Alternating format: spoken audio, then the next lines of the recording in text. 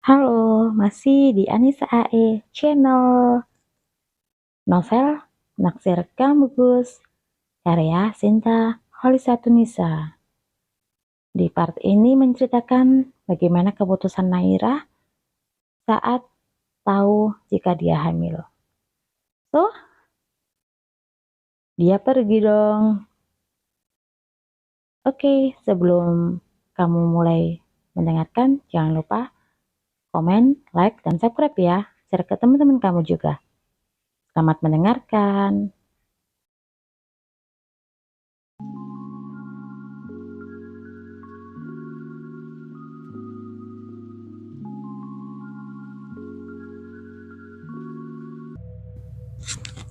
Maaf, mungkin ini yang terbaik untuk kita.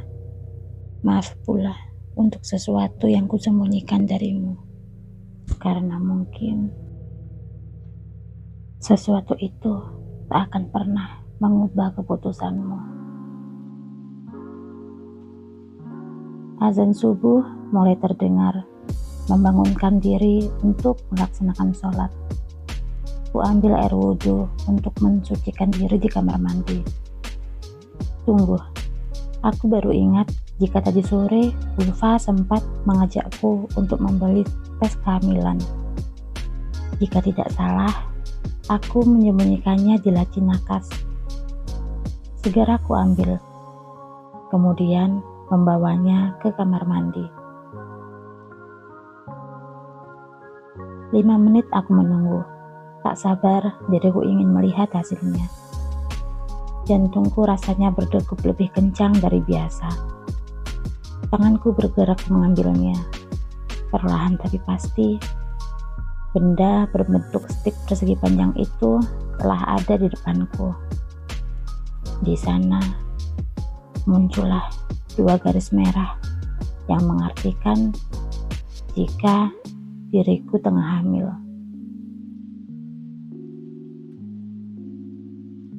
Derai air mata membasahi kedua pipi. Ku elus perutku yang masih rata. Jadi benar, aku hamil. Allah, terima kasih telah memberiku kepercayaan sebagai seorang ibu.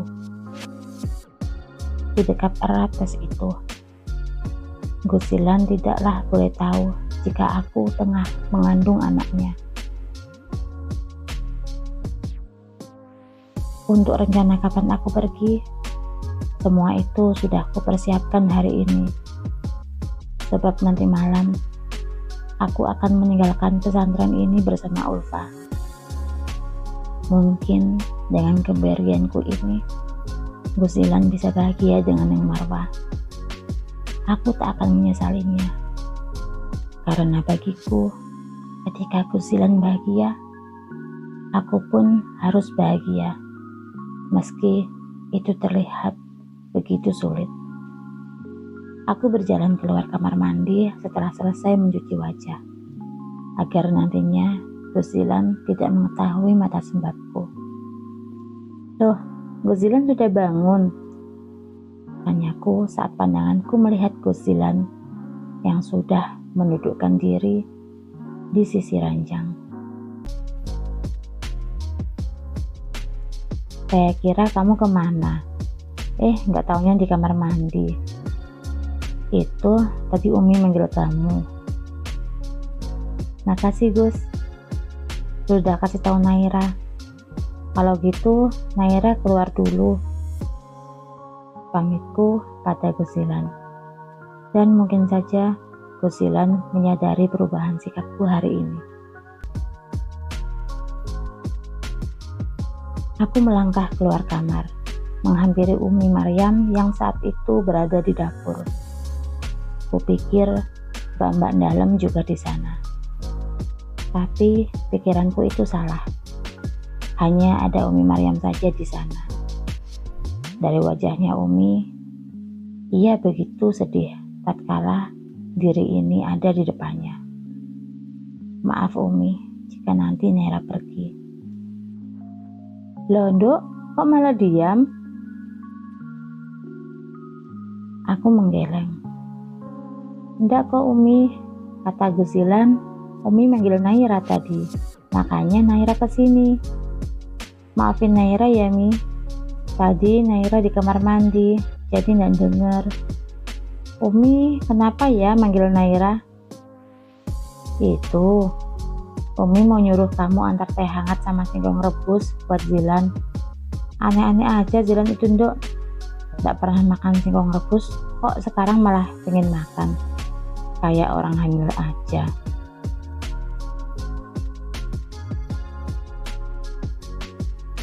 Penuturan Umi seketika membuatku sedikit merasa bahagia. Gus, andai kau tahu jika aku sekarang tengah mengandung anakmu, apa yang akan kau lakukan saat kau mengetahuinya nanti? Apa kau akan menggagalkan pernikahanmu? Tidak. Masa sih Umi? Kok Naira tidak percaya ya? Umi mengangguk dan membenarkan ucapannya.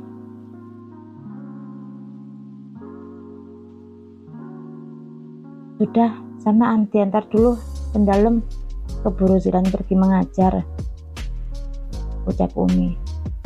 Kulangkahkan kaki kembali memasuki kamar, di mana di sana Zilan sudah menunggu makanan keinginannya. Membuka kedap pintu, terpampang jelas jika Zilan masih membaringkan tubuhnya di kasur. Kenapa Zilan menjadi malas seperti sekarang? Meletakkan nampan di atas meja, kembali melangkah ke tempat Zilan.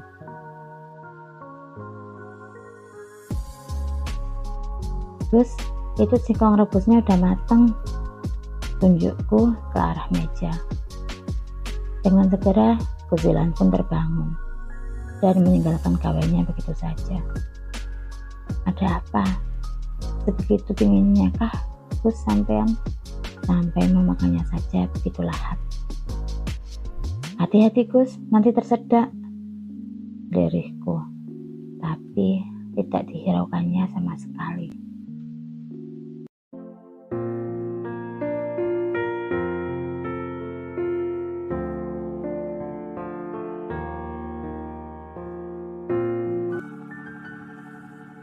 Sehabis sholat maghrib tadi, Abah, Umi, serta Zilan mengatakan jika mereka akan pergi.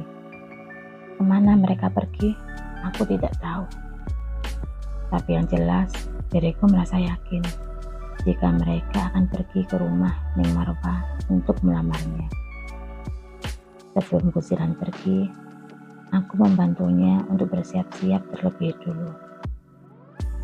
Berikan senyum terakhirmu Naira.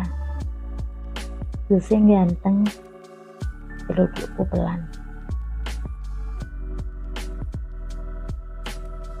Sudah pasti Tora, kalau saya ganteng, tidak mungkin toh kalau saya cantik kayak perempuan. Zilan ternyata bisa ngelucu ya, cetusku sembari menertawakannya. Terima kasih sudah memberiku tawa.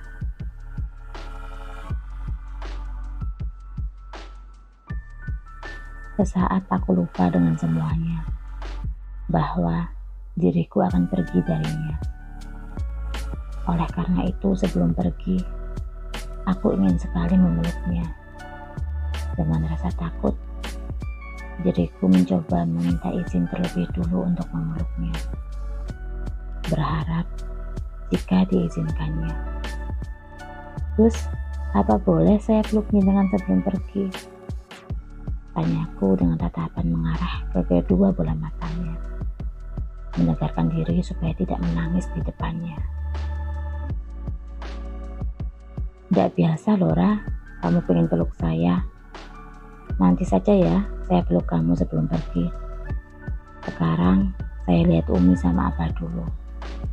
Mereka udah siap atau belum?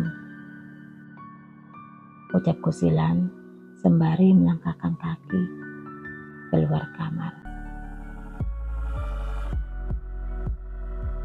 Kupikir Zilan menepati ucapannya. Nyatanya tidak sama sekali. 2 menit setelah Zilan pergi, aku kembali terpuruk menangisi semuanya. Jikapun Guzilan tidak ingin memeluk, seharusnya berkatalah dengan jujur. Tidak seperti ini. Nggak apa-apa ya dek, kalau ayah hendak peluk kita sebelum pergi. Nanti bunda bakal bawa barang ayah buat kenang-kenangan. Tulus perutku yang masih rata, mengajaknya bicara layaknya seorang anak kecil.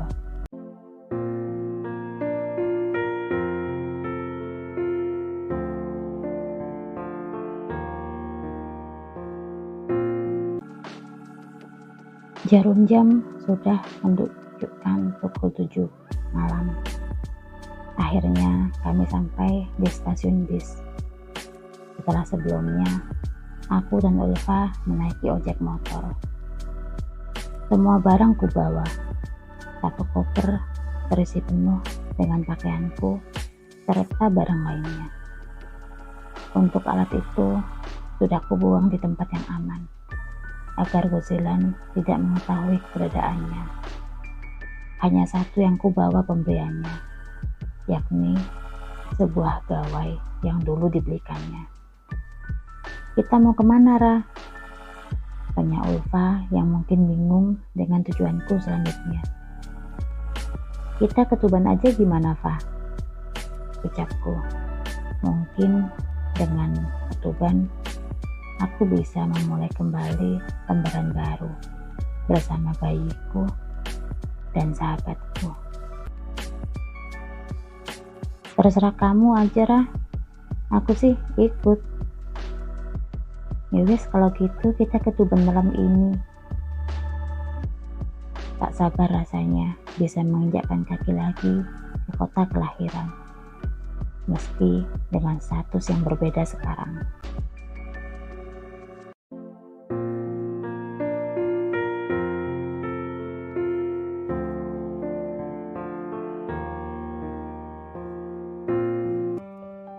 Pagi ini awan masih terlihat mendung.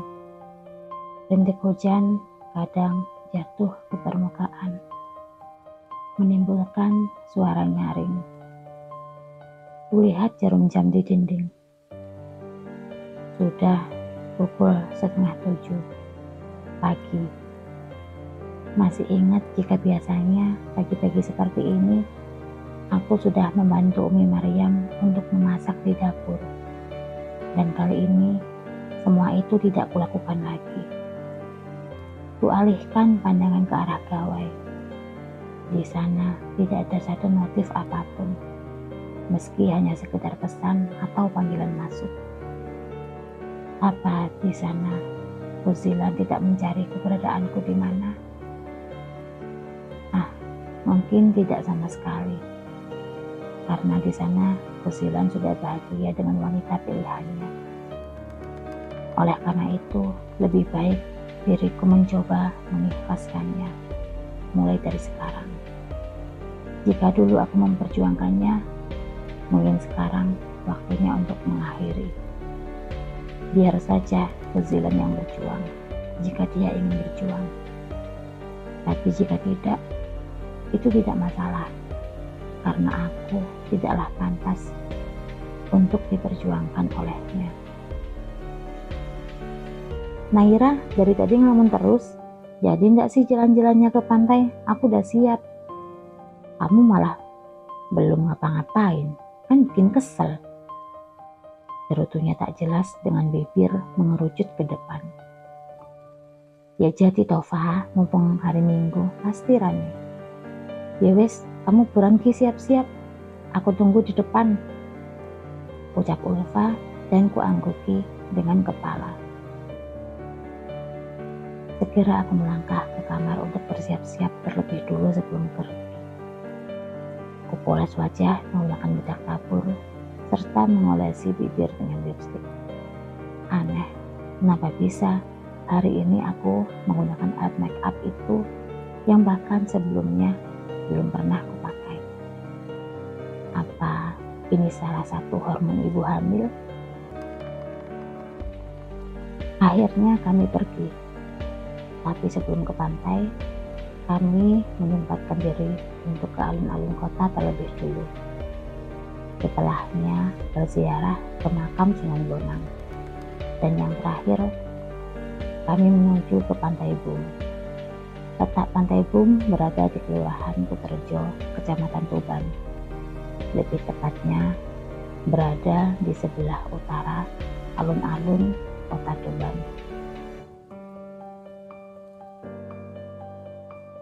Objek wisata ini memiliki luas kawasan kurang lebih 2,2 hektar. Tempat objek wisata yang strategis serta mudah dijangkau oleh kendaraan dari arah manapun. Menurut cerita masyarakat di tempatku, Pantai Bum adalah bekas pelabuhan kuno pada masa kejayaan Kerajaan Majapahit, seperti halnya Pantai Bum di Banyuwangi. Pada lokasi pintu masuk gerbang Pantai Bum, kami disuguhi karya arsitektur yang sangat indah, berupa relief tentara Tartar pada sisi sebelah kiri gerbang, sedangkan relief Ronggolawe pada bagian sisi sebelah kanan. Relief tersebut menceritakan tentang tentara Tartar yang pernah mendarat di wilayah itu. Tak hanya itu, di dalam lokasi pantai juga terdapat jalanan yang menjorok ke bagian dalam, sehingga kita dapat melihat keindahan pantai dari sisi kiri dan kanan. Di sini juga disediakan beberapa gazebo yang digunakan sebagai tempat bersantai atau sebagai tempat melihat pemandangan saat matahari terbenam. Cuplikan part selanjutnya. Dek, kita peluk sarung api dulu ya, biar kamu sama Umi gak kedinginan.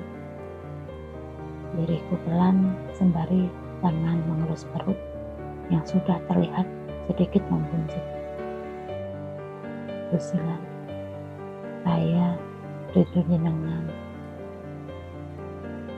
Lirihku sembari memejamkan kedua mata, berharap semua ini hanya mimpi belaka.